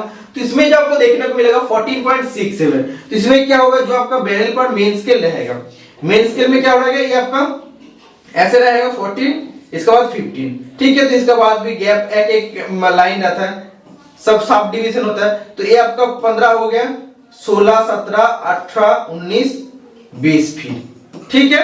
तो इसमें क्या होता है एक्चुअली, इसमें आप देखिए 14 हुआ है, ये आपका 14 है, 14.5 से भी पार हो रहा है, मतलब हम लोग मेन स्केल पे कितना ले सकते हैं? 14.50 तक ले सकते हैं, क्योंकि इसका एक नीचे भी डिवीजन है। तो इधर तक क्या होगा, फिर से मैं इसको इरेज कर देता हूं, तो आपको जो मिलेगा 14, ये आपको 14 देखने को मिलेगा। इधर जो एक स्मॉल रहेगा, स्मॉल नीचे जो ग्रेजुएशन रहेगा, सब डिवीजन रहेगा, वो भी आपको देखने को मिलेगा। उसके बाद क्या होगा, आपको सर्कुलर स्केल शुरू हो जाएगा, सर्कुलर स्केल देखने को मिलेगा, ठीक है। तो इसमें जो आपको मैच होगा उसमें कितना होगा, तो सर्कुलर स्केल में आपको कितना वैल्यू बाकी है आप देख सकते हैं, 14.50 था मेन स्केल पे ले लिया, और बाकी आपको कितना है 0.17 बाकी है। तो आपको कितना डिवीजन इधर होगा, 17 डिवीजन होगा सर्कुलर स्केल में, ठीक है। तो ऐसे हम लोग 14.67 मिलीमीटर बोर का साइज चेक कर सकते हैं माइक्रोमीटर का माध्यम से। ओके, नेक्स्ट क्वेश्चन नंबर 1015, इसमें आपको पूछा जा रहा है accuracy of surface depends on which parameter of file. तो इस क्वेश्चन का आंसर पीडीएफ पर गलत दिया है, एक वीडियो में इस पे बनाने वाला हूं। टेक मैकेनिकल का जो पीडीएफ है इसका कुछ आंसर 7-8 आंसर गलत है, जिसको मैं रेक्टिफाई करने वाला हूं। उसको कुछ स्पेशल एक वीडियो भी बना दूंगा, कौन सा क्वेश्चन पे इसको आंसर को करेक्शन करना पड़ेगा, ठीक है, तभी आपको अच्छे से पता चल जाएगा। तो इसका जो आंसर दिया था इसमें मेटल दिया गया था, ठीक है। क्वेश्चन आप पढ़िए, accuracy of surface depends on which parameter of file. सतह की शुद्धता फाइल के किस पैरामीटर पर निर्भर करता है, मतलब सरफेस फिनिश किस पे निर्भर करता है, फाइल का मेटल के ऊपर कभी नहीं निर्भर करता, क्योंकि फाइल हाई कार्बन स्टील से बनता है। तो इसका राइट आंसर क्या हो जाएगा, ग्रेड के ऊपर डिपेंड करता है। ओके, ग्रेड अगर जितना स्मूथ होगा उसका फिनिश उतना ही स्मूथ होगा, और जितना रफ होगा उतना ही सरफेस फिनिश भी रफ होगा, ठीक है। तो ग्रेड कितने प्रकार के होता है, ग्रेड का मतलब मैं आपको समझा देता हूं, बहुत ही अच्छा से मैं आपको इसमें समझाता हूं। तो आप लोग इसको सबसे पहले देख लीजिए, जब ग्रेड का बात आया है तो आप लोग ये भी चीज देख लेना चाहिए। हाँ, इसमें आप देख सकते हैं ग्रेड मतलब क्या होता है, फाइल का भी बात कर रहे हैं हम लोग, ठीक है। The spacing of teeth may be fine और coarse depending on the finish required. तो इसमें बोल रहा है टीथ का, फाइल का टीथ का बीच में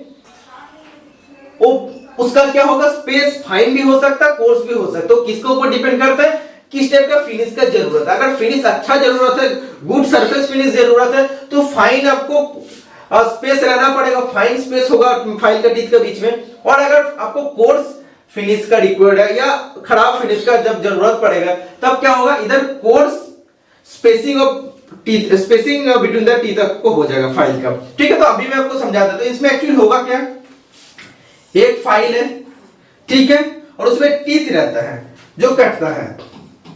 इसमें ये सोचो कोर्स फाइल है, कोर्स फाइल में क्या होगा, इसका जो टीथ होगा बड़ा बड़ा होगा, और टीथ का बीच में क्या होगा, डिस्टेंस ज्यादा होगा। मतलब ये टीथ के बीच में इतना डिस्टेंस है, इतना डिस्टेंस, इतना डिस्टेंस है, इतना डिस्टेंस है, ठीक है। तो इसमें जब मटेरियल को कटेगा, ज्यादा मटेरियल कटेगा, किसका तुलना से। और एक फाइल मैं बना देता हूं, बस्टर्ड फाइल अभी बनाता हूं। सबसे पहले कोर्स फाइल बनाया हूं, उस सबसे पहले रफ फाइल है, इसका बाद बस्टर्ड फाइल, ठीक है। बस्टर्ड फाइल में इसमें क्या होगा, इसमें गैप थोड़ा सा कम होगा, ठीक है, इसमें गैप थोड़ा सा कम होगा। मतलब क्या है, गैप कम है, मतलब मटेरियल को कम रिमूव करेगा। इसका बाद आता है बस्टर्ड फाइल का बाद आता है सेकेंड कार्ड। तो इसमें क्या होगा, टीथ का संख्या ज्यादा होगा, टीथ का संख्या ज्यादा होगा और गैप का संख्या उतना कम होगा। इसमें देखिए, इसमें इतना जगह होगा, इतना कम टीथ रहेगा, तो टीथ का बीच में गैप ज्यादा होगा, मतलब उतना ज्यादा मटेरियल को काटेगा। इसका बीच में जितना गैप है, इतना मटेरियल को रिमूव करेगा। और इसका गैप देखिए उतना कम है, उससे कम है रफ का तुलना से, ठीक है। तो उससे कम मटेरियल को रिमूव करेगा, और सेकेंड कार्ड में और भी कम मटेरियल को रिमूव करेगा, और तो स्मूथ फाइल में और भी कम मटेरियल रिमूव करेगा, डेड स्मूथ फाइल में भी तो और भी मटेरियल, कम मटेरियल रिमूव करेगा, ठीक है। These grades are applicable to single cut and double cut file. A grade single cut और double cut file में एलिजिबल है। इसमें आप सबसे पहले पढ़ सकते हैं, जो मैं बात कर रहा था, rough. It is used for rough work only to remove metal quickly. तो इसमें इसको हम लोग कहां पे यूज करते हैं, रफ वर्क के लिए यूज करते हैं। जब कोई भी ऐसा मेटल है, कोई भी ऐसा जॉब है जिसका साइज है 45 है, ठीक है, और आपको बनाना है 40, इतना आपको बनाना है 40, तो आपको क्या है 5 मिलीमीटर जल्दी जल्दी रिमूव करना पड़ेगा, तब आपको रफ फाइल की यूज करना पड़ेगा। तो जब भी 4 तक आ जाएगा, 4.5 तक आ जाएगा, तब हम लोग यूज करेंगे बस्टर्ड फाइल। इसमें क्या होता है, it is a common grade used for ordinary engineering work where the finish is not important and has about. तो इसमें बोल रहा है कहां पे यूज होता है, मैक्सिमम वर्कशॉप पर्पस में हम लोग बस्टर्ड फाइल ही यूज करते हैं, रफ फाइल बहुत कम यूज करते हैं, और इसमें जो मटेरियल है तो उसको भी रिमूव करता है। और इसमें आप एक चीज देख सकते हैं, पर इंच में 20 टीथ रहता है। पर इंच मतलब क्या है, 25.4 मिलीमीटर में 20 टीथ रहता है, ओके। बस्टर्ड फाइल में कितना आता है, 30 टीथ। वही इंच का बात कर रहे हैं, एक एक इंच में, और इतना मिलीमीटर का बात कर रहे हैं, एक इंच मतलब 25.4 मिलीमीटर। तो इसमें आप देखिए 20 टीथ और इसमें 30 टीथ, मतलब टीथ संख्या इसमें ज्यादा हो रहा है, और टीथ के बीच में तब डिस्टेंस कम होगा, और इसमें टीथ संख्या देखिए कम है, तो टीथ के बीच में डिस्टेंस ज्यादा होगा। इसका बाद आप पढ़ सकते हैं नीचे, अगर आप लोग आएंगे तो second cut, it is the common grade used to give good finish quickly and has about 40 teeth per inch. और इसमें गुड फिनिश देने के लिए यूज होता है, और इसमें एक एक इंच में 25.4 मिलीमीटर में 40 टीथ रहता है। इसका टीथ संख्या ज्यादा है, और टीथ का बीच में गैप कम होगा, और गैप जितना कम होगा मटेरियल उतना फाइन रिमूव करेगा। स्मूथ फाइल में आप देख सकते हैं, it gives a good finish but it's is slow cutting. Smooth file में क्या होता है, फिनिश तो बहुत ही अच्छा देता है, बट इसका कटिंग बहुत ही स्लो होता है। और इसमें कितना टीथ रहता है, 60 टीथ पर इंच, मतलब वही एक ही इंच का बात कर रहे हैं, उसमें 60 टीथ रहता है, मतलब टीथ का बीच में डिस्टेंस और भी कम होता है, और उतना ही फाइन मटेरियल को रिमूव करता है, और इसीलिए इसका सरफेस फिनिश अच्छा आता है। डेड स्मूथ फाइल हम लोग कभी यूज करते हैं जब वेरी गुड फिनिश का जरूरत पड़ेगा, ओके। और इसमें क्या होगा, एकदम डिग्री ऑफ टॉलरेंस का जब आपको फिनिश देना पड़ेगा, तो उसमें क्या होता है, हम लोग डेड स्मूथ फाइल का इस्तेमाल करते हैं। इसमें आप देख सकते हैं 100 टीथ पर इंच, मतलब एक इंच में, पहले से जो बात कर रहा था 25.4 मिलीमीटर में, इसमें कितना रहेगा, 100 टीथ रहेगा। और इसमें टीथ जब ज्यादा होगा तो टीथ का बीच में डिस्टेंस कम होगा, एकदम आप लोग देखिए ऐसे ऐसे होगा, ऐसे ऐसे होगा, टीथ के बीच में डिस्टेंस बहुत ही कम होगा। जब कम होगा मतलब उतना कम मटेरियल को रिमूव करेगा, और उसका फिनिश उतना अच्छा होगा। इसलिए डेड स्मूथ फाइल का सबसे अच्छा फिनिश आता है। ठीक है, समझ में आ गया है क्या मैं समझाना चाहता हूं एक्चुअली। तो इस क्वेश्चन का राइट आंसर हो जाएगा ग्रेड। ग्रेड का ऊपर टोटल चीज डिपेंड करता है कि सरफेस फिनिश कैसा आएगा। ठीक है, तो option number A is the right answer हो जाएगा। इस क्वेश्चन का आंसर आप लोग सुधार लीजिए जो 1015 नंबर में था। 1016 नंबर क्वेश्चन में आपको पूछ रहा है which type of hammer is used to bend edges of sheet. Sheet के किनारों को मोड़ने के लिए किस प्रकार के हथौड़ा का प्रयोग किया जाता है। तो सीट मेटल का अगर बेंड करना होता है तो हम लोग कौन सा यूज करते हैं, हैमर। तो इसका राइट आंसर भी दिया है सर क्रॉसपिन हैमर। तो क्रॉसपिन हैमर एक्चुअली यूज नहीं होता। क्रॉसपिन हैमर हम लोग कहां यूज करते हैं, जहां पे किसी भी मटेरियल को एक ही डायरेक्शन में फैलाने का जरूरत पड़ेगा। ठीक है, जब उसको एक ही डायरेक्शन में उसको स्ट्रेच करने का जरूरत पड़ेगा, एक ही डायरेक्शन में जब उसको फैलाने का जरूरत पड़ेगा तब हम लोग क्रॉसपिन हैमर यूज करते हैं। ओके, और जब आपको सीट मेटल को बेंड करना पड़ेगा उसका एज, तब बॉल पिन हैमर हम लोग यूज करेंगे। तो इसका भी आंसर आप लोग सुधार लीजिए, ए हो जाएगा। Next question number 1017 in marking by punch which one of the following property of point should be same. Hindi में आप पढ़ सकते हैं पांच द्वारा चिन्हित करने में बिंदु का निम्नलिखित में से कौन सा गुण समान होना चाहिए।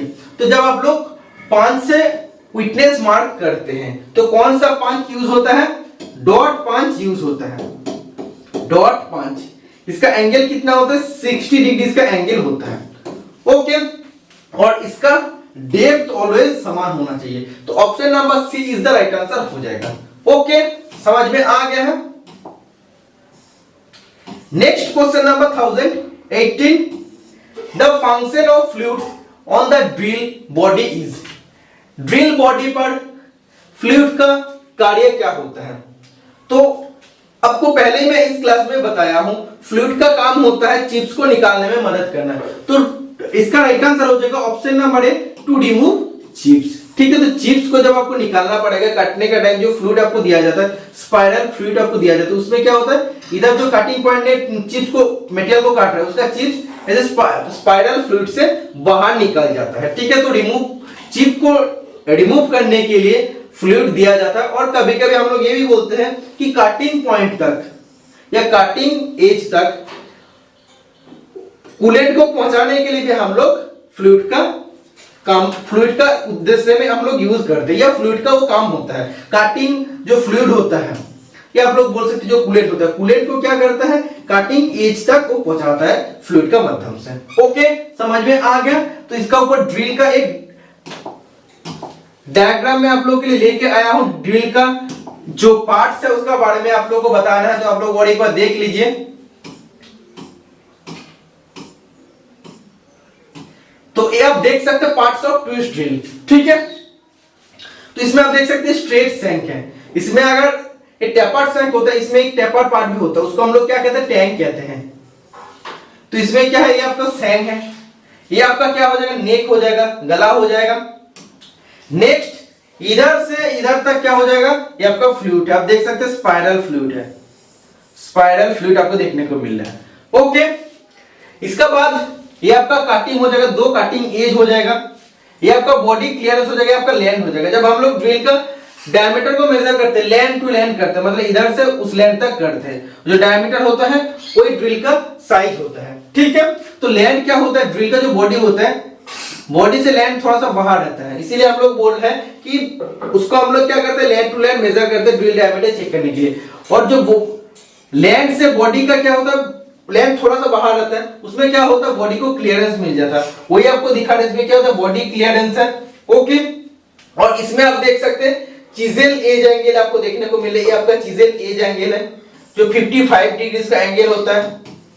ये आपका लेंथ है, लेंथ टू लेंथ हम लोग इसका डायमीटर को मेजर करते हैं। ओके, और एक क्लियरेंस डायमीटर है, बॉडी क्लियरेंस डायमीटर है। नेक्स्ट क्वेश्चन पर चलते हैं। Next question number 1019 in the following which one is not a part of hexa. Hexa मतलब क्या, हेक्सो ब्लेड का या हेक्सो फ्रेम का बात कर रहे हैं। तो निम्नलिखित में से कौन सा हेक्सा का हिस्सा नहीं होता है। सबसे पहले ऑप्शन नंबर है स्पेसर, पिन, ब्लेड, रिंग नट। विंग नट। तो इन तीनों हेक्साब्लेड का या हेक्सोप्रेम का पार्ट होता है, बट स्पेसर नहीं होता है। तो option number is the right answer हो जाएगा। हेक्सो रिलेटेड अगर आप लोगों का कोई भी डाउट है तो उसका डिटेल वीडियो मेरा YouTube चैनल पर आप लोग देख लीजिए जरूर, आपका हेक्सो रिलेटेड कोई भी प्रॉब्लम नहीं रहेगा। Okay, next question number 1020, which one of the following washer is used at places where loosening of knot occurs due to more vibration and jerks। तो इसमें आपको वही बोलना है कि जहां पे वाइब्रेशन और जार्क ज्यादा होता है, जहां पे कंपन और जार्क ज्यादा होता है, उधर नॉट क्या होता है, लूज होने का टेंडेंसी रखता है। तो उस जगह में कौन सा वॉशर यूज करना चाहिए? Tap washer, tapered washer, toothed lock washer, spring washer. तो इसका राइट आंसर हो जाएगा spring washer, option number D. ठीक है, तो इस टाइप का देखने में वॉशर होता है, इस टाइप का देखने में वॉशर होता है, और इसका काम होता है जब भी बोलेगा वाइब्रेशन, अधिक वाइब्रेशन या जार्क का कारण, जब नॉट टेंडेंसी रखता है, प्रवणता रखता है खुलने का या लूज हो जाने का, ढीला होने का कोई चांसेस रखता है, तो उस जगह में हम लोग कौन सा वॉशर के यूज करेंगे? स्प्रिंग वॉशर के यूज करेंगे। और जब ऐसे आपको क्वेश्चन पूछा जाएगा कि आपको किसी भी जॉब है, जॉब पर किसी भी नाट को लॉक करना है, और नाट को लॉक करना है उसका नियरेस्ट एज का साथ, तो एज के साथ नाट को लॉक करने के लिए टैब वॉशर तब यूज होता है। ओके, समझ में आ गया है। Next question number 1021, what is the meaning of alignment of centre in lathe? यही क्वेश्चन का मैं डिस्कशन करने के लिए तब से बोल रहा था, टेल स्टॉक का जो बात कर रहा था मैं। तो इसमें बोल रहा है खड़ाद में सेंटर का संरेखन का क्या अर्थ है? तो लेथ मशीन में अलाइनमेंट ऑफ सेंटर का मतलब क्या होता है? सेंटर का अलाइनमेंट मतलब सेंटर का संरेखन होता है, मतलब एक रेखा में उसको सेट करना। ठीक है, इसमें जो दो सेंटर होते हैं, एक होता है लाइव सेंटर और एक होता है डेड सेंटर। इन दोनों को एक सेंटर में रखने के लिए, एक लाइन में रखने के लिए, एक सरल रेखा में रखने के लिए जो हम लोग प्रोसेस करते हैं उसको कहते हैं अलाइनमेंट ऑफ सेंटर। तो कैसे करते हैं मैं आपको दिखाता हूं।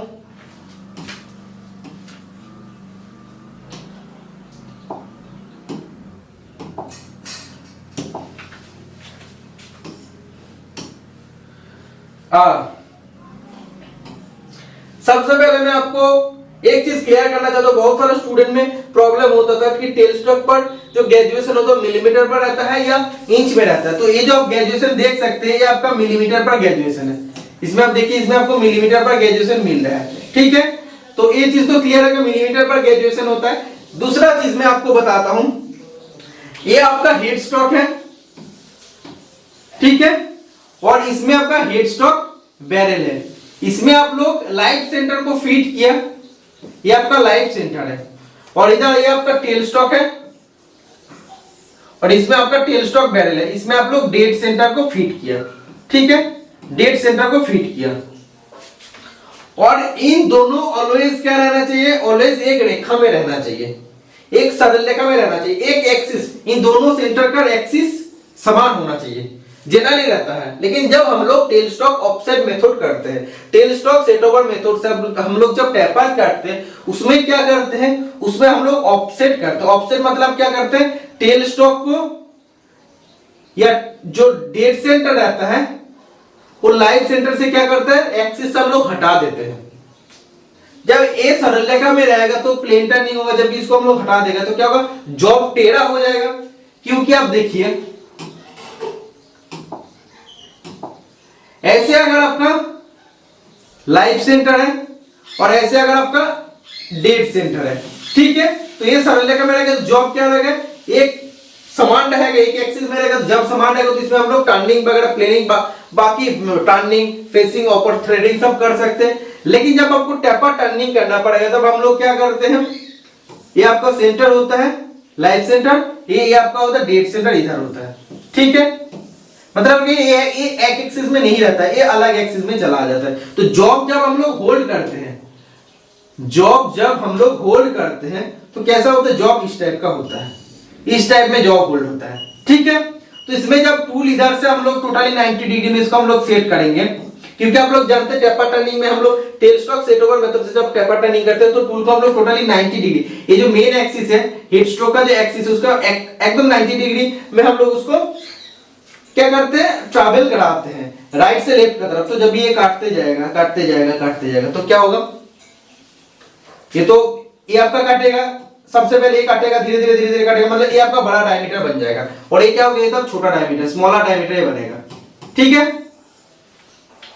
समझने का कोशिश कीजिए। जब हम लोग ऐसे कर रहे हैं, क्वेश्चन आपको जो पूछा जाता है एग्जाम में कि अगर हम लोग ऑफसेट करते हैं, ऑपरेटर तो इधर रहता है, इस साइड में ऑपरेटर रहता है जहां पे कटिंग टूल रहता है, तो ऑफसेट अगर हम लोग ऑफसेट करना मतलब क्या होता है, टेल स्ट्रोक बैरल को या टेल स्ट्रोक में जो डेड सेंटर होता है उसको हटा देना उसका एक्सिस से, उसका सेंटर लाइन से। तो जब हम लोग ऑफसेट करते हैं ऑपरेटर का ऑपोजिट साइड का तरफ, तो बिग डायमीटर कहां पे बनता है, तो आप देखिए ऑफसेट हम लोग क्या किए, ये तो ऑपरेटर है और ऑफसेट हम लोग क्या किया, इसका ऑपोजिट में किया, मतलब इसका जो टेल स्ट्रोक बैरल का जो सेंटर है वो क्या हुआ, ये एक्सिस से उस साइड में चला जाए, मतलब ऑपोजिट साइड में गया है। तो इसमें जब टेपर कटेगा तो क्या होगा, इसमें आप देखिए ये आपका क्या होगा, बड़ा डायमीटर हो जाएगा, बिग डायमीटर हो जाएगा, और इधर जब काटते काटते आएगा इधर क्या होगा, स्मॉल डायमीटर ये हो जाएगा। ओके, ये क्लियर हो गया। और इसको हम लोग करते कैसे, टेल स्ट्रोक बैरल को हम लोग कहां क्यों कैसे हम लोग उसको लाइन से हटाते हैं, तो अभी मैं उसको सबसे पहले क्लियर करता हूं। आप देख सकते हैं ऐसा ग्रेजुएशन रहता है, जब आपको हटाना पड़ेगा तो आपको ग्रेजुएशन 2.5 मिलीमीटर का पिछला वाला क्वेश्चन का आंसर आता है टेल स्ट्रोक ऑफसेट का, तो उसमें 2.5 आपको क्या करना पड़ेगा, ऐसे आपको 1 मतलब इधर एक ये होगा आपका 1 और ये होगा ये होगा आपका 1 और ये होगा आपका 2, मतलब इधर तक आपको क्या करना पड़ेगा, जीरो जहां पे है इसका साथ इसको एक लाइन में रखना पड़ेगा, मतलब ए और ए एक जगह में हो जाएगा, तो इसको इधर तक घिसकना पड़ेगा। ठीक है, तब जब भी घिसाएंगे तब क्या होगा, टेल स्ट्रोक जो ऐसा था वो इधर चला जाएगा। तो कैसा होता है अभी मैं आपको नेक्स्ट डायग्राम पर दिखाता हूं। ये आपका टेल स्ट्रोक है, ठीक है, इसमें आप देखिए इसमें एक एलन स्क्रू रहता है, इसमें एक एलन स्क्रू रहता है। ठीक है, इस एलन स्क्रू को हम लोग दोनों साइड में रहता है, इधर भी रहता है इधर भी रहता है। इसको हम लोग क्या किया, इसको सबसे पहले लूज कर दिया, उस साइड को लूज कर दिया और इस साइड हम लोग टाइट करने लगा, मतलब जब भी टाइट करेंगे तो क्या होगा, टेल स्ट्रोक उधर चला जाएगा। ठीक है, तो टेल स्ट्रोक अगर ये आपका लाइफ सेंटर है डेड सेंटर है, टेल स्ट्रोक को जब हम लोग इधर से टाइट करेंगे और इधर से अलग करेंगे तो टेल स्ट्रोक का क्या हो जाएगा, इधर तक आ जाएगा, मतलब उधर हट जाएगा 2.5 मिलीमीटर तक उधर थोड़ा सा खिसक जाएगा। उसका बाद जॉब आपको क्या करना पड़ेगा, ऐसे आपको होल्ड हो जाएगा, जॉब तो टोटली एक्सिस बराबर वो होल्ड नहीं होगा, तो ऐसा हम लोग करते हैं। उसका बाद जब भी 2.5 मिलीमीटर हो जाएगा तो इस साइड भी टाइट करते हैं, इस साइड इसको भी हम लोग टाइट कर देंगे। ठीक, ऐसे तो ये टाइट है और इस साइड हम लोग तब टाइट कर देंगे कि हाँ और हो गया 2.5 मिलीमीटर का ऑफसेट हो गया। ठीक है, इतना तो समझ में आ गया। अभी आप देख सकते हैं इसमें जो आपको देखने को मिल रहा है, यही आपको ग्रेजुएशन देखने को मिल रहा है, वही ग्रेजुएशन का मैंने बात किया हूं। ठीक है, तो टेल स्ट्रोक ऑफसेट हम लोग ऐसे करते हैं और उसमें जो आपका टेपर बनता है, एक्चुअली मैं और एक बार दिखा देता हूं।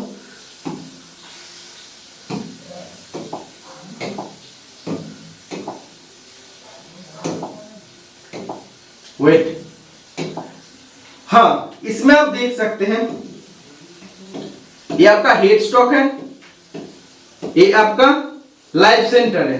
तो जब भी आप लोग 2.5 मिलीमीटर ऑफसेट किया है वो क्या है, ऑपरेटर का ऑपोजिट साइड में, मतलब इधर एक्चुअली रहना चाहिए था, उधर साइड के क्या होगा 2.5 मिलीमीटर इधर आ गया टेल स्ट्रोक बैरल, मतलब डेड सेंटर इधर आ गया। ओके, ये आपका टेल स्ट्रोक हो गया है, क्योंकि 2.5 मिलीमीटर का हम लोग ऑपरेटर का ऑपोजिट साइड में, विपरीत साइड में हम लोग ऑफसेट किया है। इसका बाद क्या होगा, जो जॉब होगा, जॉब इस टाइप का होल्ड होगा, जब इस टाइप में होल्ड होगा। ठीक है, इसका बाद टूल को हम लोग ऑलवेज क्या करते हैं, टूल को हम लोग always taper turning tail stroke off set over method से जब टेपर टर्निंग करेंगे तो इसको 90 डिग्री में हम लोग सेट करेंगे। ठीक है, तो इसको जब भी हम लोग चलाएंगे तो धीरे धीरे क्या करेगा, कटेगा कटेगा कटेगा कटेगा, इस टाइप का बना देगा, मतलब जॉब जो बनेगा इस टाइप का वो जॉब बनेगा। ठीक है, इस टाइप का टेपर का जॉब बनेगा। ठीक है, तो क्या बिग डायमीटर कौन सा हो जाएगा, बिग डायमीटर ये हो जाएगा तब। ओके, और स्मॉल डायमीटर ये वाला हो जाएगा। तो ये आपको बोलना पड़ेगा, टेल स्ट्रोक साइड में बड़ा डायमीटर बनेगा और हेड स्ट्रोक साइड में स्मॉल डायमीटर बनेगा। इसका ऑपोजिट अगर क्या था, कि ना हम लोग ऑफसेट किए हैं, ऑपरेटर का साइड में ऑफसेट किया है।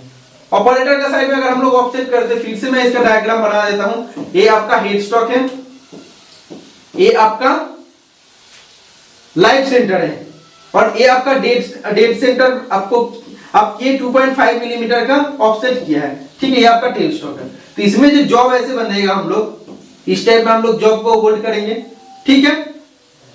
समझ में आ रहा है कि नहीं? तो इसमें आप देखिए, इसमें जब हम लोग टूल को ट्रैवल करेंगे, इस साइड में हम लोग ऑफसेट किया है, ओके।